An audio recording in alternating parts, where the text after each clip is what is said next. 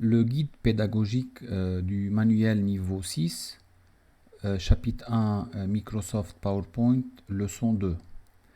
Dans cette leçon, on va découvrir comment créer l'emploi du temps de votre école sous forme de présentation, comment insérer une photo sur une diapositive, changer la couleur de l'arrière-plan, insérer un texte en WordArt et créer des animations.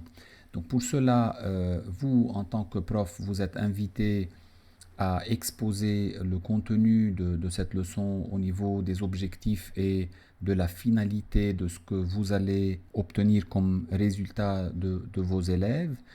Et pour réaliser ces compétences-là et s'assurer que vos élèves ont déjà bien acquis ces compétences, il faut leur proposer un projet.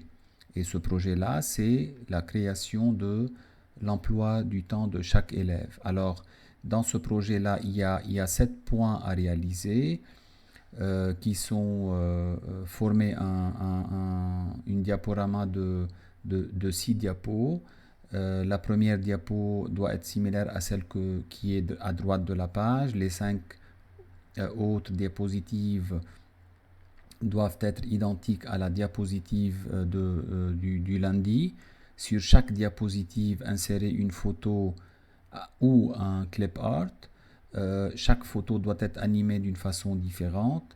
Sur la deuxième diapositive, insérer une zone de texte pour créer le menu de navigation comme le montre la diapo du lundi, comme vous le voyez en bas, qu'on va utiliser plus tard dans la leçon 3. Alors là, on vous montre d'une façon aussi claire les étapes à suivre pour créer l'emploi du temps. Donc, on vous montre comment les élèves sont invités à créer les 5 diapositives en cliquant sur Accueil, nouvelle diapositive. Donc, si on est sur sur un nouveau projet PowerPoint, insertion, nouvelle diapositive, et vous allez voir que ça se duplique plusieurs fois. Ici, mon PowerPoint est en version anglaise, mais dans le manuel, ça se voit que c'est en français. Alors, puis après, on passe à l'insertion d'une zone de texte. Cliquez sur Insertion du menu principal, comme on le montre ici, zone de texte. Et directement, vous allez insérer sur la diapositive en dessinant la zone de texte avec votre souris, et vous allez pouvoir écrire le contenu que vous voulez. Maintenant, on passe à la deuxième étape qui est animer un objet. Ici, en tant que prof, vous devez bien expliquer à vos élèves qu'il ne faut pas exagérer dans l'animation des éléments qui sont sur la diapositive, que ce soit texte ou bien photo. Il faut faire une animation simple qui ne gêne pas les utilisateurs et qui ne leur perturbe pas l'attention et la concentration. Donc ici de même, on clique sur animation du menu principal comme vous le voyez, et il y a une série d'animations, d'effets que vous allez avoir. Donc c'est simple de choisir une seule, et ou bien on clique sur option d'effet pour prendre davantage des effets supplémentaires.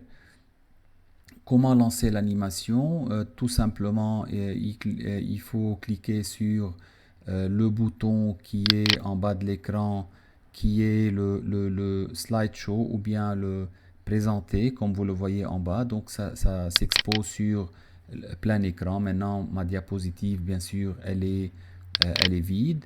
Et revenant à l'animation, donc vous voyez que vous pouvez contrôler la durée de l'animation, quand est-ce que vous voulez lancer l'animation, que ce soit avec un clic comme vous le voyez ici, ou bien après une certaine durée. Et finalement, on termine cette leçon par ce qu'on appelle la transition des diapositives. Comment passer d'une diapositive à une autre en créant une certaine transition. Donc, vous choisissez du menu principal transition. vous précisez la durée. Est-ce que vous voulez appliquer cette transition partout sur les différentes diapositives? Est-ce que la transition doit être manuelle ou après une certaine animation? Donc, toutes les options et les manipulations sont sur cet écran-là. Alors, si je résume un peu les éléments qu'on a développés dans cette leçon, on voit facilement que les éléments qui rendent notre diapositive aussi animée et aussi attirante avec l'insertion, que ce soit de photos, l'animation, changer l'arrière-plan et toutes les transitions entre les diapositives sont exposées dans cette leçon. Donc je ne pense pas que ces compétences vont être dures et difficiles à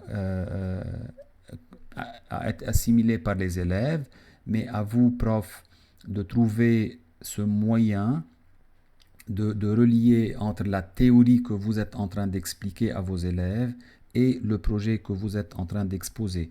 Ici, dans cette leçon, on a donné l'exemple de l'emploi du temps.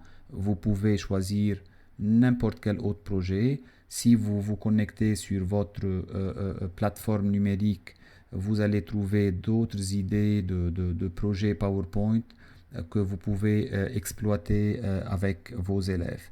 Merci pour votre attention et à la leçon suivante.